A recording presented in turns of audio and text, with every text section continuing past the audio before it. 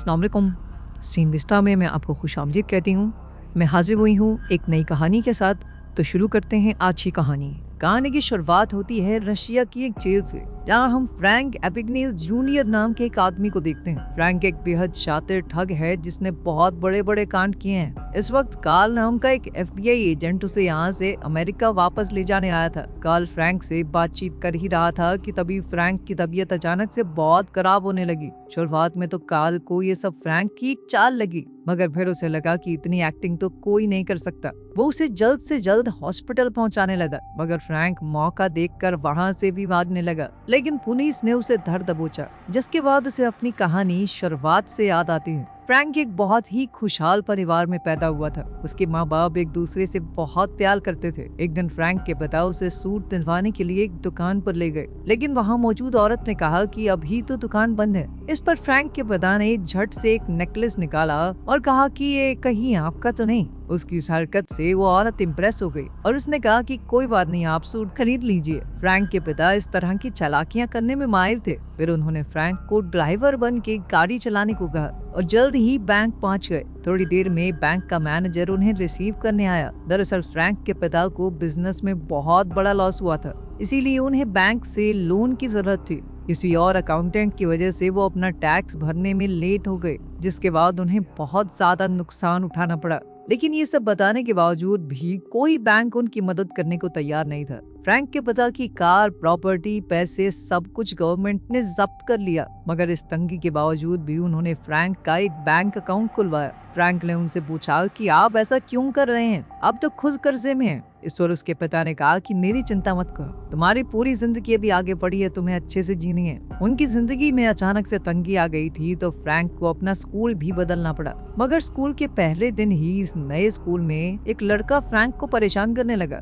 वो उसका मजाक उड़ाते हुए कह के चला गया कि टीचर लग रहा है तू, अपनी उम्र के हिसाब से कपड़े पहना कर, समझा। फ्रैंक को उसकी इस हरकत से बहुत गुस्सा आया और वो सच में टीचर होने की एक्टिंग करने लगा। वो क्लास में पहुंचा और वहाँ पढ़ा रही असली टीचर से कहने लगा कि आप यहाँ क्या कर रही हैं, ये मेरी क्लास है, अभी मैं पढ़ाऊंगा, बाद में आना। बेचारी टीचर बहुत परेशान होकर वहाँ से चली गई। इसके बाद फ्रैंक ने उस लड़के को सबके सामने जलील किया। पूरे एक हफ्ते बाद जाकर स्कूल को पता चला कि इस तरह एक स्टूडेंट क्लास को पढ़ा रहा है, वो भी तब जब वो पूरी क्लास को ट्रिप पर ले जाने वाला था। इसके बाद फ्रैंक के माँ बाप को उसके स्कूल में बुलाया गया। उसके पिता प्रिंसिपल के सामने तो पूरे सीरियस रहे, लेकिन बाद में फ्रैंक के साथ इस बात पर बहुत हंसे।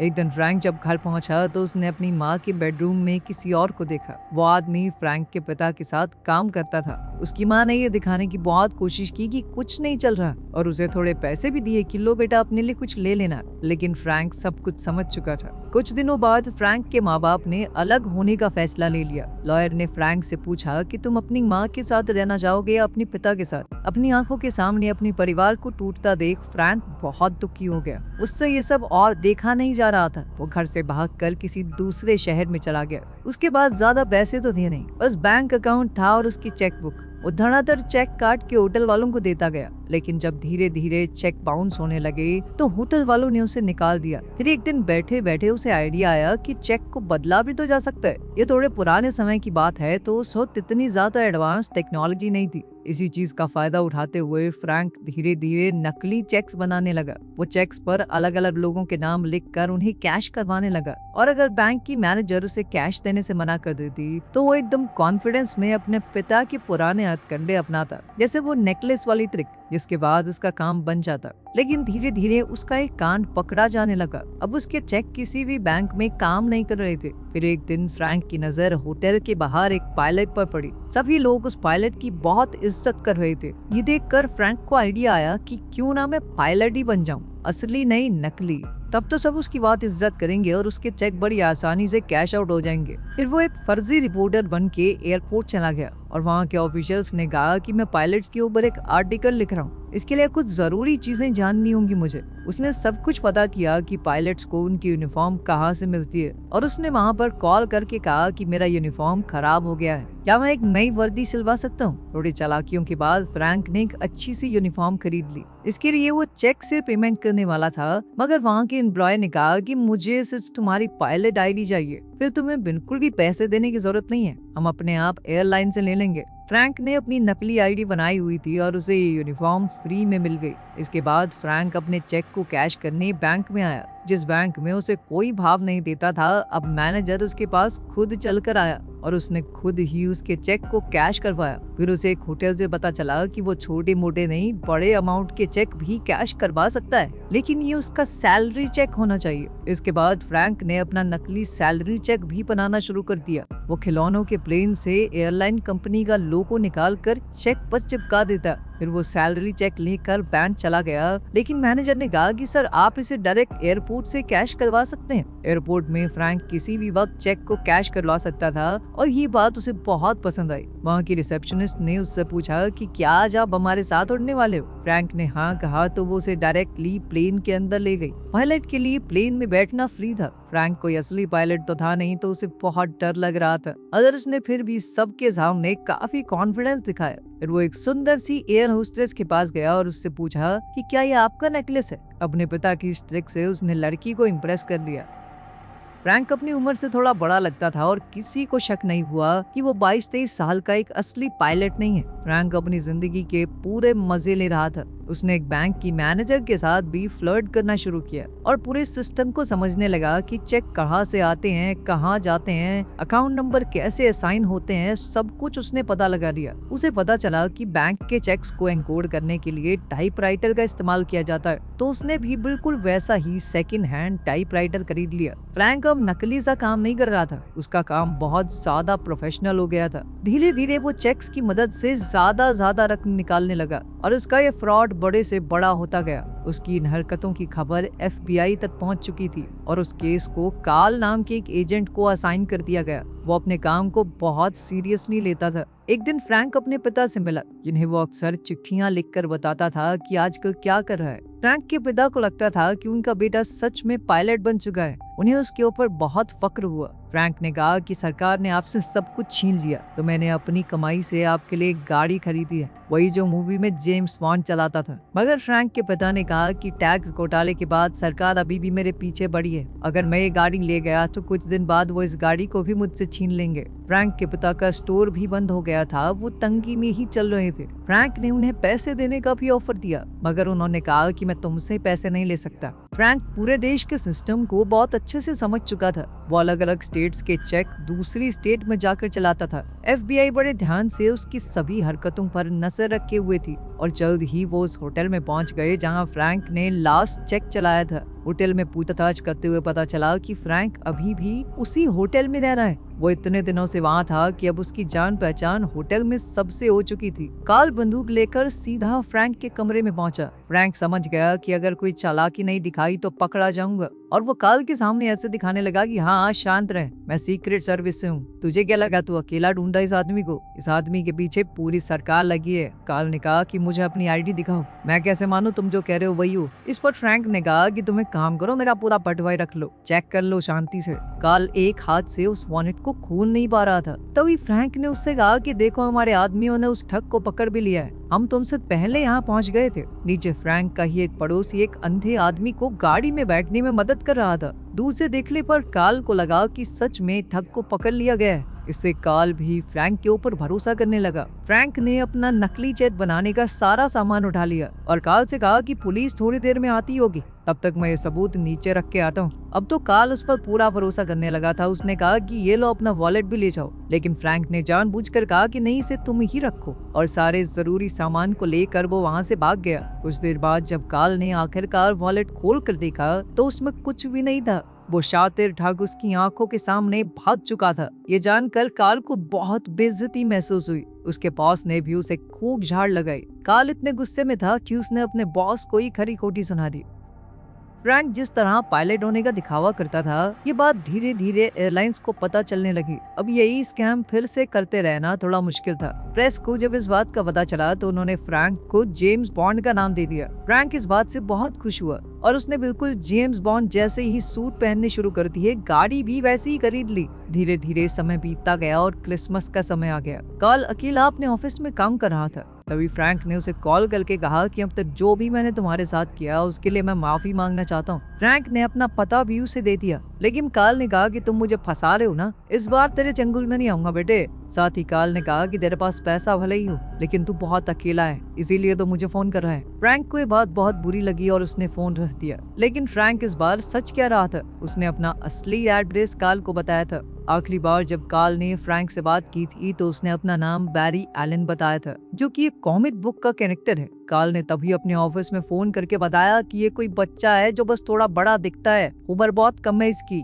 इसी वजह से हम उसे ढूंढ नहीं पा रहे। इस पर कार्ल ने कहा कि ऐसे बच्चों की लिस्ट निकालो जो घर से भाग गए हो, किसी ने तो रिपोर्ट लिखवाई होगी। और इसी तरह वो काफी छानबीन के बाद आखिरकार फ्रैंक के घर पहुंच ही गया, जहां फ्रैंक की माँ उसे मिली। जब फ्रैंक की माँ को फोटो दिखाई गई तो उन्होंने कंफर्म किया कि हाँ, यही मेरा बेटा है। कार्ल ने फ्रैंक की माँ से कहा कि एक नंबर का ठग है, जैसे ही कुछ पता चले तो पुलिस को बताना, ठीक है। इस पर फ्रैंक की माँ ने कहा, अरे वो बच्चा है, उसने खाने पीने के लिए थोड़े बहुत पैसे ले लिए होंगे। उसने अपना बटुआ उठाते हुए कहा कि मैं भर देती हूँ, कितने पैसे देने हैं। इस पर कार्ल ने कहा 8.4 मिलियन डॉलर्स, यानी लगभग 12 करोड़ रुपए। ये सुनते तो फ्रैंक की माँ बहुत चक्की रह गई। खैर, उधर फ्रैंक दूसरे शहर में जाकर एक बहुत अच्छी जिंदगी जी रहा था। उसे हॉस्पिटल में कुछ काम था तो वो वहाँ चला गया। वहाँ एक नर्स जिसका नाम ब्रांडा था, वो रो रही थी। उसे किसी डॉक्टर ने एक काम के लिए डांट दिया था। फ्रैंक ने उसे सहारा देते हुए कहा कि चिंता मत करो, तुम कमाल हो, और डॉक्टर पागल है साला। इसी दौरान फ्रैंक के दिमाग में एक आइडिया आया। उसने ब्रेंडा से पूछा कि यहाँ कोई जॉब वैकेंसी है क्या। दरअसल अब पायलट बनना थोड़ा रिस्की हो गया था, तो फ्रैंक ने सोचा कि अब डॉक्टर बन जाते हैं। उसने कहीं और की भी नहीं, हार्वर्ड की डिग्री भराई और इंटरव्यू के लिए चला गया। वहाँ मौजूद डॉक्टर को भी लगा कि सर, आप हमारे छोटे से अस्पताल में काम करेंगे। फ्रैंक अलग अलग डॉक्टर्स वाली मूवीज देख कर गया था, जिससे उसे पता रहे कि कैसे बर्ताव करना है। तो फ्रैंक ने जवाब दिया कि सर, मैं बड़े शहरों में नहीं, छोटे शहरों में लोगों की मदद करना चाहता हूँ। जिसके बाद उसे झट से नौकरी मिल गई। वो काम दाम कुछ करता नहीं था, बस डॉक्टर्स को आलतू फालतू सलाह देता रहता था। साथ ही खाली समय में वो और ब्रेंडा एक दूसरे के बहुत करीब आ गए। तभी एक दिन अचानक एक इमरजेंसी केस के लिए उसे बुला लिया गया। एक छोटे बच्चे को बहुत ज्यादा चोट आई थी। खून देखकर तो फ्रैंक हिल गया। उसने पूरा कॉन्फिडेंस रखते हुए डॉक्टर से कहा कि तुम इसमें क्या करोगे। डॉक्टर ने जो भी जवाब दिया उसने कहा कि बिल्कुल सही, मुझे कॉन्फिडेंस है कि तुम ये कर सकते हो। मैं कुछ देर में आता हूँ देखने की सही काम किया है कि नहीं। ये कहकर वो वहाँ से चला गया, लेकिन असलियत में तो उसकी हालत पतली हो गई थी। दूसरी तरफ कार्ल फ्रैंक के पिता से मिलने गया और उसने फ्रैंक के पिता को उसके सारे कारनामे बता दिए। इस पर फ्रैंक के पिता ने कहा कि मैं नहीं जानता वो कहाँ है, और अगर पता भी होता तो भी तुम्हें नहीं बताता। कार्ल को समझ आ गया कि बाप बेटा बहुत करीब है, जरूर उसे चिट्ठियां तो भेजता ही होगा। उसने वहाँ पड़ी हुई चिट्ठियों में से हिसाब लगा लिया कि आखिर फ्रैंक कहाँ रहता होगा। अब वो पुलिस को लेकर जल्द ही वहाँ जाने वाला था। उधर फ्रैंक और ब्रेंडा अब एक दूसरे को चाहने लगे थे। एक दिन ब्रेंडा अचानक से रोने लगी। उसने फ्रैंक को बताया कि मेरा एक बार अबॉर्शन हो चुका है, जिसके बाद मेरे पिता ने मुझे घर से निकाल दिया था। इस पर फ्रैंक ने कुछ सोचते हुए कहा कि देखो, अगर मैं तुम्हारे पिता से शादी की बात करूँ तो क्या वो तुम्हें अपना लेंगे। ब्रेंडा को ये बात बहुत अच्छी लगी। फिर फ्रैंक ब्रेंडा के पिता से मिलने चला गया। ब्रेंडा के पिता एक लॉयर थे, तो फ्रैंक ने भी कह दिया कि मैं भी पहले लॉयर ही था, उसके बाद ही डॉक्टर बना। वो वकालत के ऊपर भी फिल्में देख के आया था, तो उसने अपनी बातों से सबको इम्प्रेस कर दिया। ब्रेंडा के पिता ने पूछा कि देखो, सच सच बताना, आखिर तुम्हारे जैसे आदमी ने मेरी बेटी में क्या देखा। इस पर फ्रैंक ने कहा कि मैं सिर्फ एक मामूली सा आदमी हूँ जो आपकी बेटी से प्यार करता है। जिसके बाद ब्रेंडा के पिता तो बहुत ज्यादा इम्प्रेस हो गए। फ्रैंक ने ब्रेंडा के पिता से पूछा कि अगर मैं यहाँ पर लॉ प्रैक्टिस करना चाहूँ तो मुझे क्या करना होगा। इस पर उन्होंने कहा कि तुमने लॉ स्कूल तो किया ही हुआ है, तो बस तुम्हें एक एग्जाम देना होगा, जिसके बाद तुम यहाँ पर प्रैक्टिस कर सकते हो। जिसके बाद फ्रैंक ने असलियत में पढ़कर एग्जाम दिया और लॉयर बन गया। इसके बाद कहानी फिर से प्लेजेंट में आई, जहाँ कार्ल ने फ्रैंक को अरेस्ट कर लिया था। कार्ल ने पूछा कि तुमने उस एग्जाम को पास कैसे किया, तो फ्रैंक ने कहा कि इस बात से क्या फर्क पड़ता है, लेके तो तुम मुझे जेल में जाएगा ना, कोर्ट में तो नहीं। कहानी फिर पीछे गई, जहां हम फ्रैंक को ब्रेंडा की फैमिली के साथ अच्छी तरह घुलते मिलते हुए देखते हैं। वो ब्रेंडा से शादी करने ही वाला था। उसने अपने पिता से मिलने की इच्छा जाहिर की और साथ ही उन्हें बताया कि गवर्नमेंट ने हमसे जो कुछ भी छीना था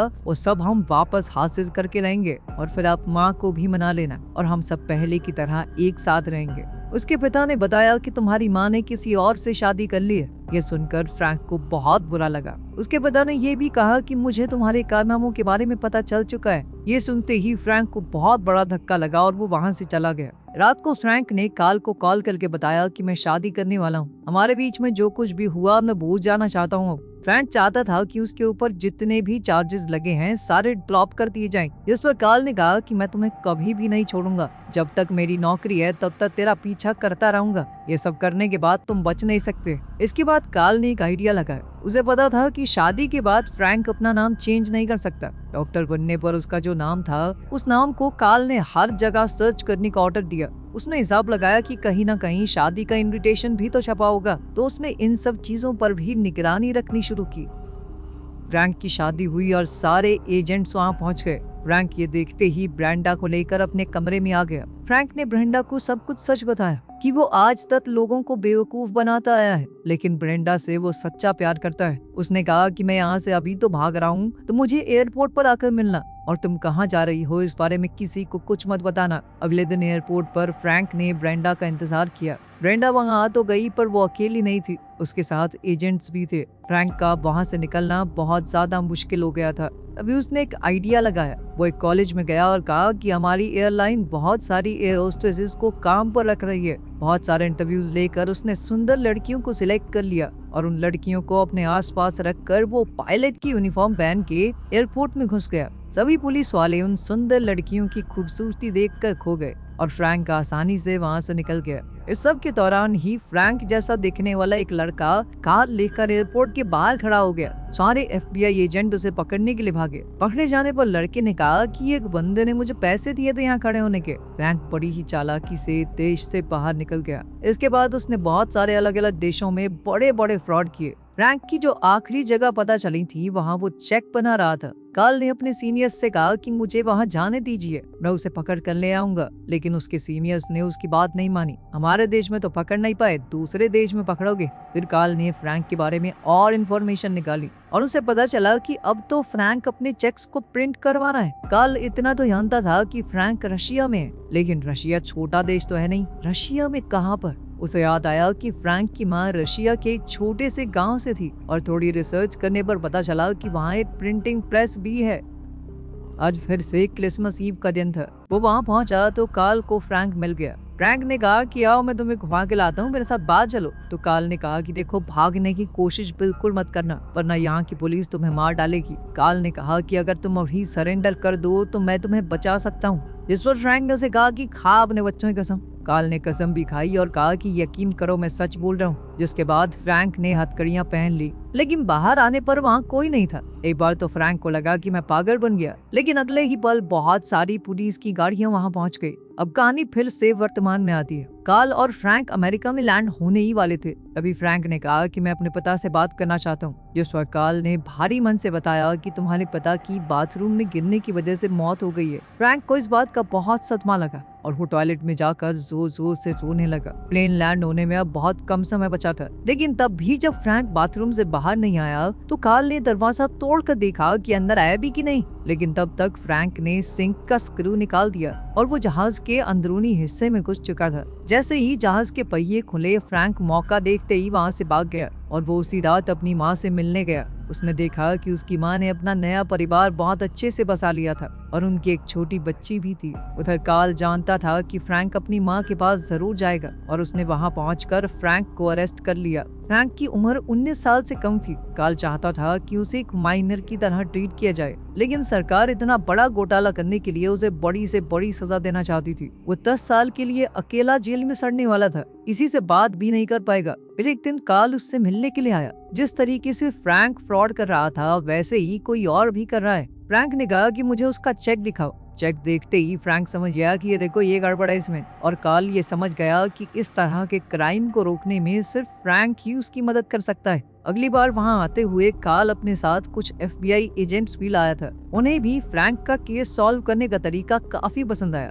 धीरे धीरे कार्ल ने फ्रैंक को जेल से बाहर निकाल लिया और FBI में एक नौकरी दे दी। यहाँ उसे रोज 8 घंटे नौकरी करनी थी। जिंदगी ने उसे एक और मौका दिया था। अगर उसने भागने की कोशिश की तो उसे सीधा 50 साल की सजा हो जाएगी। फ्रैंक ने अच्छे से नौकरी करने की पूरी कोशिश की, लेकिन वो बहुत बोर होने लग गया। उसने FBI में खुद के रिकॉर्ड निकाले और उन्हें मिटा दिया। वीकेंड पर वो किसी और देश में भागने ही वाला था, मगर कार्ल ने उसे रोक लिया और कहा कि देखो, तुम बच्चे हो, जिंदगी ने तुम्हें एक और मौका दिया है तो उसका फायदा उठाना चाहिए। तुम अगर भागे तो पूरी जिंदगी जेल में बितानी पड़ेगी। मैं तुम्हें रोकने नहीं वाला, मगर मंडे को काम पर वापस आ जाना। याद रखना, तुम्हारा पीछा कोई नहीं कर रहा, किसी से भागने की जरूरत नहीं है। फ्रैंक वहाँ से चला गया और मंडे को कार्ल उसका बेसब्री से इंतजार कर रहा था। एक बार को तो उसे लगा कि फ्रैंक फिर से भाग गया, लेकिन फ्रैंक वापस आया और फिर से अलग अलग केसेस पर कमाल तरीके से काम करने लगा। जल्द ही फ्रैंक ने एक लड़की ढूंढकर शादी भी कर ली और एक बेहतर जिंदगी जीने लगा। FBI में अपना नाम करने के बाद उसने एक कंपनी शुरू की जो कि बैंक से जुड़े हुए सभी तरह के फ्रॉड्स को खत्म करने के लिए काम करती थी। अब फ्रैंक से बेहतर चोरों को कौन ही पकड़ सकता था। ये एक सच्ची कहानी है जिसमें फ्रैंक आखिर में सही तरीके से भी करोड़पति बन गया। उम्मीद है कि आपको आज की हमारी स्टोरी पसंद आई होगी। मजीद वीडियोस के लिए हमारे चैनल को सब्सक्राइब कीजिए और बेल आइकन को प्रेस करना ना भूलिए ताकि हमारी नई वीडियोस की अपडेट्स मिलती रहें। शुक्रिया।